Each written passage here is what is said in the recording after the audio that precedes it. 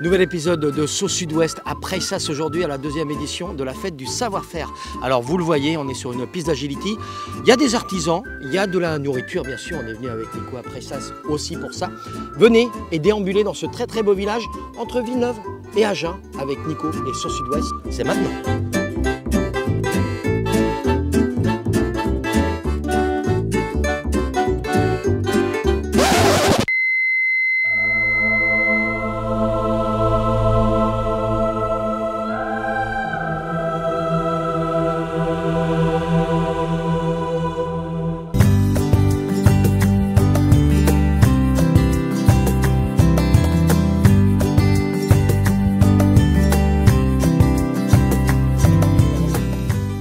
Exactement, on est à la deuxième édition de la fête du savoir-faire. C'est la deuxième. Ben oui, Guy Planet, c'est déjà la deuxième. On est avec Guy pour le Télégraphe Chappe en Lot-et-Garonne. Alors, vous allez nous expliquer ce que c'est que le Télégraphe Chappe. Tout à fait, bonjour.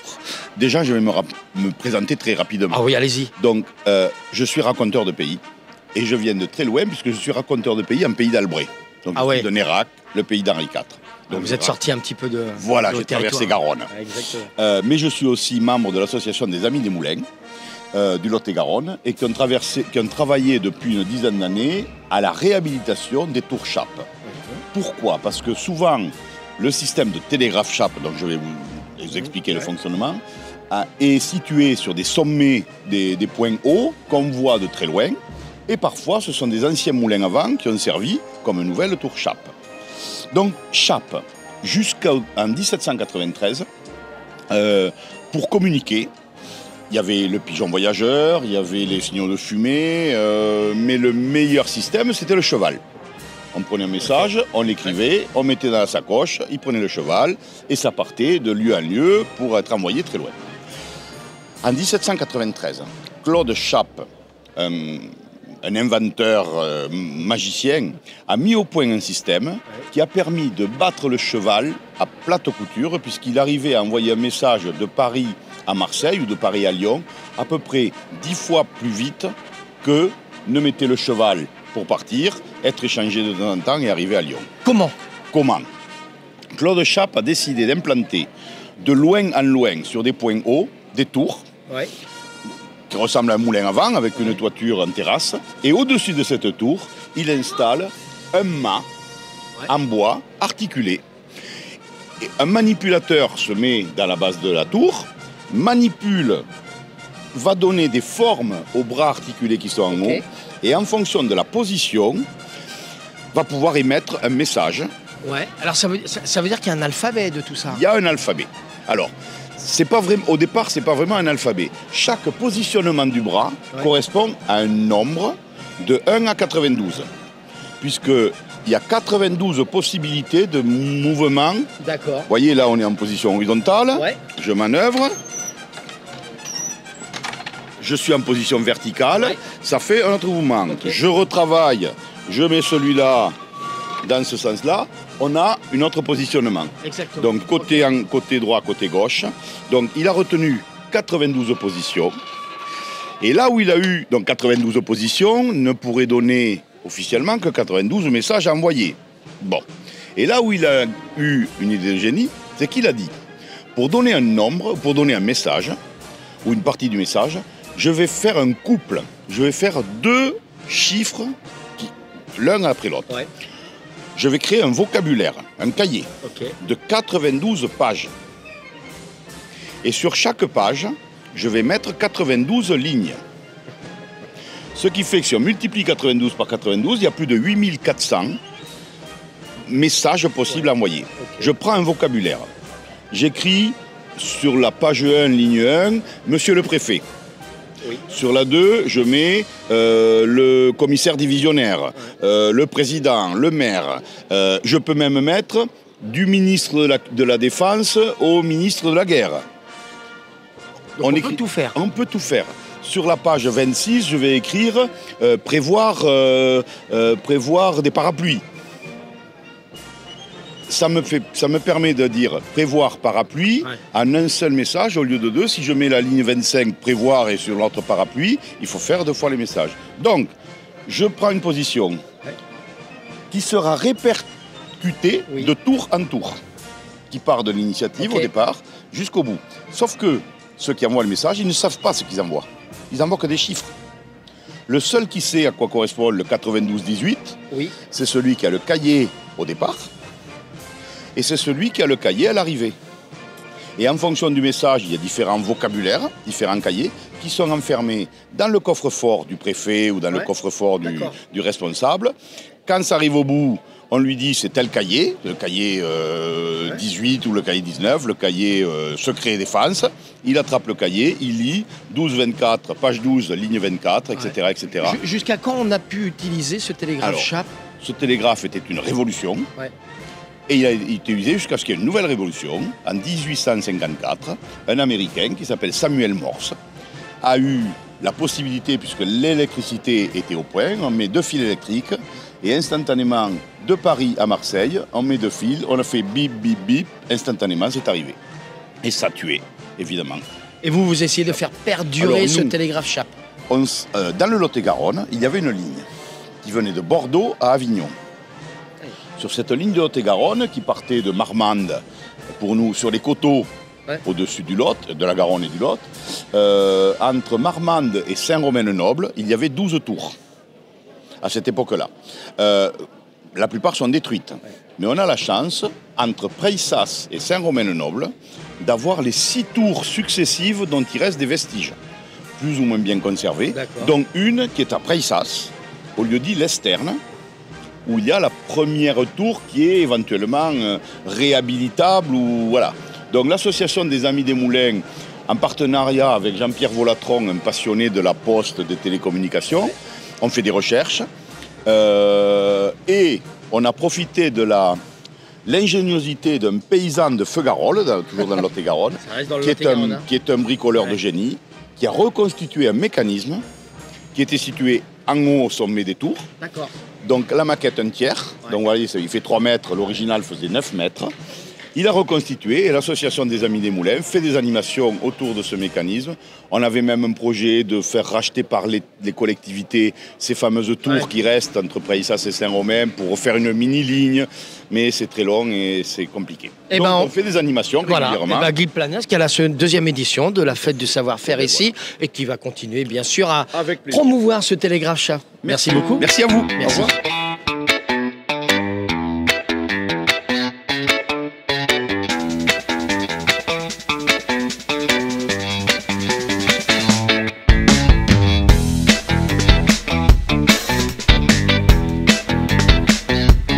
Ça y est, on s'est converti avec Nico en sculpteur de pierre. On est avec Francis, il nous vient du Tarn-et-Garonne. Bonjour Francis. Tarn-et-Garonne, au village, un des plus beaux villages de France. Il fallait le dire ça. Hein. Ah ça, il fallait le dire, voilà. on en a plein dans le Lot-et-Garonne aussi. Le 4e village préféré des Français. Ah bah voilà. Bon alors, le village n'est pas seulement magnifique, vous faites de la sculpture de pierre également dans ce village. Voilà. Alors dans ce village, nous avons une trentaine d'associations. Donc on a eu l'idée de créer une association. Oui, mais pourquoi? Pour transmettre le savoir-faire à des personnes qui ne savent pas travailler, leur apprendre à ce que c'est que les outils de... Oui, mais Francis, pourquoi la sculpture de pierre? Est-ce qu'il y a une histoire de la sculpture de pierre au village? Au village, un village quand même qui est classé. Voilà. Donc dans Auvillard, on a fait beaucoup de sculptures qu'on a mis à l'intérieur du village. Voilà. Notre intention, c'est de faire des animations dans les villages aux alentours de Villars. On commence à aller loin maintenant. Nous allons sur la Garrigue. Vous venez loin, vous êtes expatrié dans le Lot-et-Garonne là aujourd'hui. Voilà. Et c'est surtout dans le Lot-et-Garonne quand même où nous avons beaucoup d'activités. C'est la première année que nous venons à Preissas. Voilà. Ce ne sera pas la dernière. Ce ne sera pas la dernière, voilà. Et... Bon, on va aller voir vos collègues. Francis, d'accord? Votre prénom? Francette. Francette, Francis et Francette. Ça fait longtemps que vous faites de la sculpture sur pierre comme ça? Depuis 2016, mais le plus c'est depuis 2 ans. D'accord. Comment vous êtes mis à la sculpture sur pierre? À cause de Francis. Ah, c'est de la faute de Francis. Il m'a dit, tu veux tailler la pierre? Je lui ai dit, je sais pas. Il m'a dit, je vais t'apprendre. Et depuis, je ne l'ai pas quitté. On a de l'imagination. Il faut de l'imagination aussi pour tailler la pierre. Tout à fait, tout à fait. Oui. Ah ouais, c'est joli. Voilà, oui, ben on fait, bon, on a des modèles et puis après, ben on a de l'idée, on cherche sur internet qui nous donne quelque chose, un modèle, voilà. Philippe, merci beaucoup. Voilà. Philippe? Oui, bonjour. Non, continue. Je continue. Qu'est-ce que tu fais exactement? Là, je suis en train de faire mon visage, tu vois, il y a plusieurs paliers. Okay. Il y a 3 paliers, là, le palier de la fleur, le palier du visage, et là, je suis en train de réaliser le 3e palier, le plus bas, le palier des cheveux. Donc après, je vais descendre là jusqu'à encore à ce niveau-là. Après, je vais retravailler la femme parce qu'elle va redescendre encore un peu. Et j'aurai ma fleur qui sera au bon niveau du palier. Faut être précis. Faut avoir quand même la notion de la 3D quand même un petit peu. Un peu de 3D, là c'est du bas-relief, donc c'est un peu plus simple. Ouais. Mais la 3D, oui, faut avoir le modèle dans la tête et il faut travailler avec le modèle dans la tête. Bon, et on commence en profondeur au début, puis après on laisse une partie un peu plus au-dessus, c'est ça? C'est ça, oui, on commence à tailler le plus haut, et après on va en descendant. Ouais. Et après on rattrape petit à petit les hauteurs. Et la profession de Philippe, il faisait quoi, Philippe? Philippe, il était dans le bâtiment. Voilà, j'étais dans le bâtiment, donc je suis revenu à la pierre. Voilà, revenu à la pierre. On reste dans le métier. Et puis c'est la transmission, c'est ça l'important. Oui, la transmission du savoir-faire. Allez, on continue. Je veux pas que ça loupe, hein, le visage de la jeune femme à moi. Non, ça va pas rater. Ça va pas rater. Merci Philippe. Merci.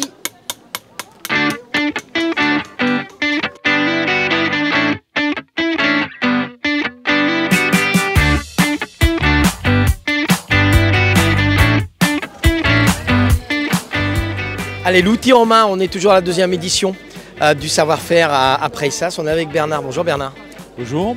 Bernard qu'on voit toujours sur les événements dans le Lot-et-Garonne avec son association. Voilà, à Villeneuve-sur-Lot par exemple. Exactement. L'habitat, la foire. Exactement. Voilà. Qu'est-ce qu'on fait? Qu'est-ce qu'on explique aux jeunes par rapport au boulot des anciens? Les anciens qui sont pour la plupart à la retraite mais qui ont eu un métier, qui ont soif de transmettre leur savoir, dont viennent initier les enfants dès l'âge de 9 ans au métier manuel. Alors il n'y a pas que des professionnels, il y a également des gens très passionnés. Ouais. Hein, si on prend la mosaïque, les métiers du fil, il y a des personnes qui sont très passionnées et qui font très bien cette passation de savoir. On arrive encore à intéresser les jeunes à ces métiers-là? Ah oui, très bien. Quelquefois, ils sont un peu sceptiques, mais une fois, il faut savoir que chez nous, l'outil en main, c'est un bénévole, un enfant. Donc l'enfant est vraiment pris en main par un bénévole. Et de ce fait-là, alors il y a le problème d'intergénération. Mais comme au départ, personne ne se connaît, il y a un grand respect entre eux. Bien qu'on se tutoie tous. Non, mais c'est ça, bien sûr. Vous êtes combien de bénévoles à l'association là? Alors à peine d'âgé, moi je suis à peine d'âgé, on est 15 bénévoles, on a une douzaine d'enfants pour cette année. Les locaux, on est un peu juste en surface de locaux, mais bon, on fait ce que l'on a. On est bien, un bon groupe. Là, on va faire la remise des diplômes au musée de foie gras le 19 juin. Voilà. On note.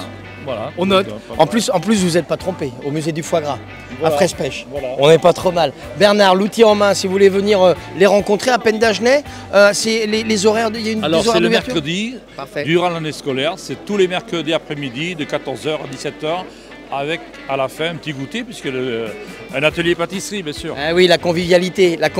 Bah tiens, on va continuer avec Nico. On va juste regarder votre prénom. Christian. Voilà. On fait quoi, Christian, là? Alors, vous avez là, devant vous, la scie à chantourner qui vous permet de couper, je coupe le son de la machine. Oh, il n'y a pas de problème, on peut continuer. Hein. D'accord. Allez-y. Et qui vous fait couper du bois. Et les enfants de 9 à 14 ans, ils sont à l'outil en main. Et ça leur permet de, mercredi après-midi, de toucher à toutes des spécialités que les bénévoles, ils ont. Exactement. Donc là, on dessine sur un morceau de bois et on le découpe après. Alors, ils dessinent l'animal ou le sujet qu'ils veulent. Ils font par exemple un puzzle. Là, j'ai par exemple un gabarit, ce que j'appelle un gabarit. Voilà. Ça peut donner une image sur un carton et avec un crayon. Voilà.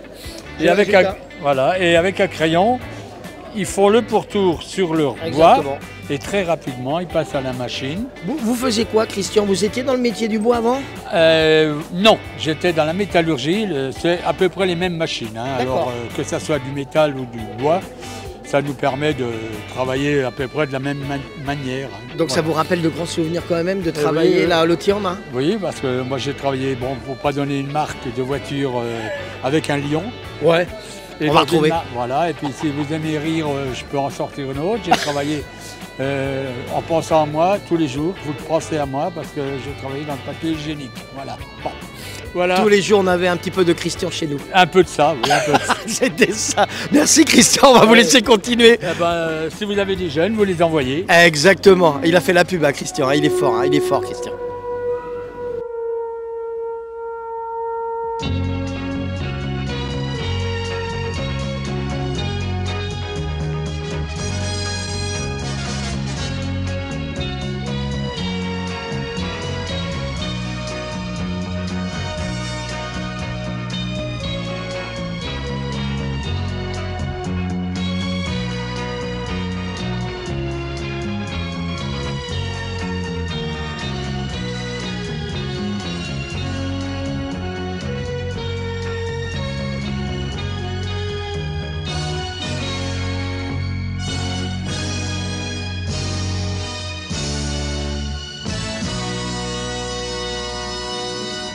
Allez, autre atelier qui est hyper important. On est avec Rita. Bonjour Rita. Bonjour. Alors on bosse pas en même temps parce que bon, on soulève le masque, c'est la protection. C'est ça, on ne peut pas souder du coup sans le masque parce que quand on soude, ça crée un arc électrique et le faisceau de l'arc électrique aveugle les gens. Donc du coup on ne peut pas souder sans protection. Rita, tu fais quoi là aujourd'hui? Alors aujourd'hui je fais un atelier artistique où l'idée c'est de récupérer en fait des objets dont on ne se sert plus et de les recycler pour en faire des mini-œuvres d'art. Montre-nous. Et donc là je suis en train de faire un petit poulet. Voilà, donc là on a la partie haute du poulet, il reste plus qu'à rajouter les petites pattes. Ouais, l'idée t'est venue comment pour le poulet avec la boule de pétanque? On m'a complètement indiqué de faire ça, voilà. C'est mon maître forgeron qui Comment il s'appelle? Cyril Gervaux.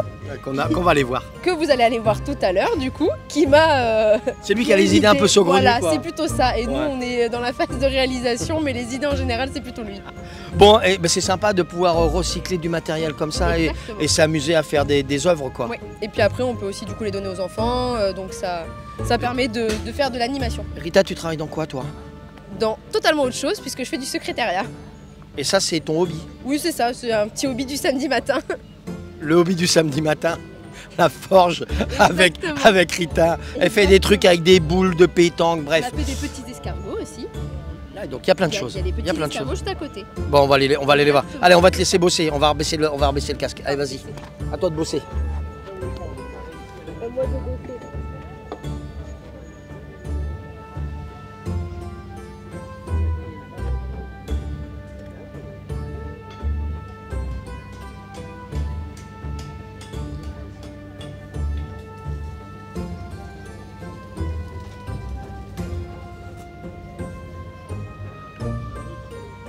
On va continuer bien sûr et on va aller voir Cyril.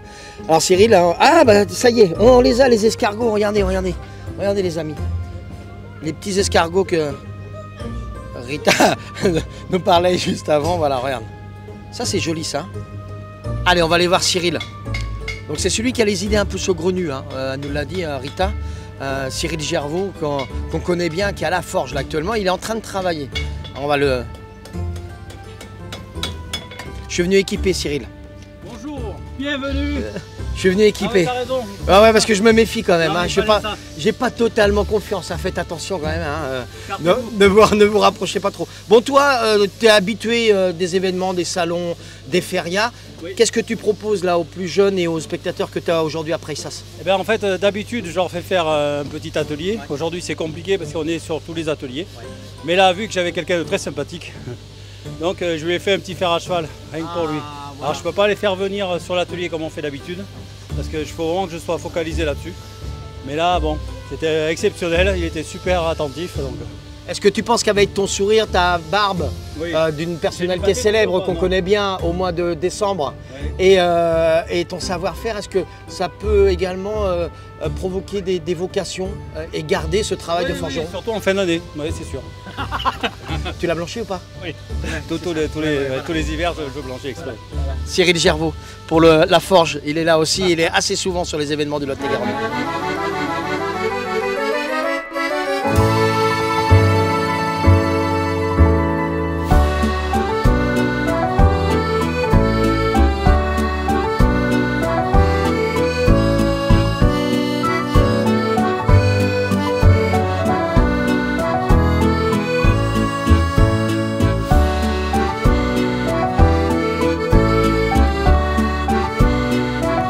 Tu l'as eu la Queen, Nico? C'est bon? T'as l'image? Bon, on est avec Marie. Soleil Levin, alors sur la municipalité de la Cépède, mais plus près de Pressas. Oui, c'est ça, ouais. Qu'est-ce qu'on propose au Soleil Levin? Du pain au levain et des pâtisseries et de la pizza. Alors, plusieurs farines pour le pain? La farine de blé, des blés anciens de pays locaux, du pain de seigle et du pain de petit épeautre essentiellement. Dis-moi, il y a une petite caractéristique, parce que j'ai pas bien compris, on est bien dans le sud-ouest. Hein. C'est ça. On est d'accord. Le Queen Amman, qu'est-ce qu'il fait là? Ça montre l'amitié entre le Lot-et-Garonne et la Bretagne. Et puis pas que. On a des origines quand même un petit peu. On a des origines, plutôt des attaches en Bretagne, oui c'est vrai. Bon bah voilà. Donc, et on fait aussi du phare breton, on fait aussi du préfou vendéen. Donc voilà. Ah ouais, d'accord. Donc on est quand même nord-ouest, hein. On est pas mal, hein. Un peu, oui, voilà, exactement. Ouais, on est pas. Puis de la fougasse également.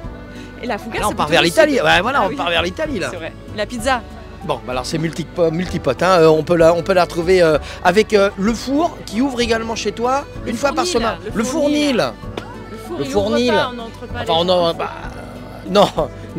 le fournil. Le fournil, quand est-ce qu'il ouvre? Le mardi de 6 à 7. Faut pas être en retard. C'est ça, faut viser vite. Hein. Je leur dis aux clients, faut viser juste. c'est ça, faut aller vite. Bon, on ira te rencontrer là-bas, vous avez de belles spécialités, n'hésitez pas à venir voir. Il y a plein de choses là, hein. Fallait ça y est, ah bah oui. Ah ça c'est le succès, victime du succès, Marie. C'est ça le problème, voilà. Faudra ramener un petit peu plus de choses la prochaine fois. Ah bah non, ça suffit, hein. Bon. C'était déjà assez de travail. Bon, vous l'avez vu, on finit le sud-ouest avec de la nourriture bien sûr. Merci de nous avoir accompagnés sur cette deuxième édition de la fête du savoir-faire. On se retrouve très vite sur les réseaux sociaux, YouTube, LinkedIn, Instagram et Facebook.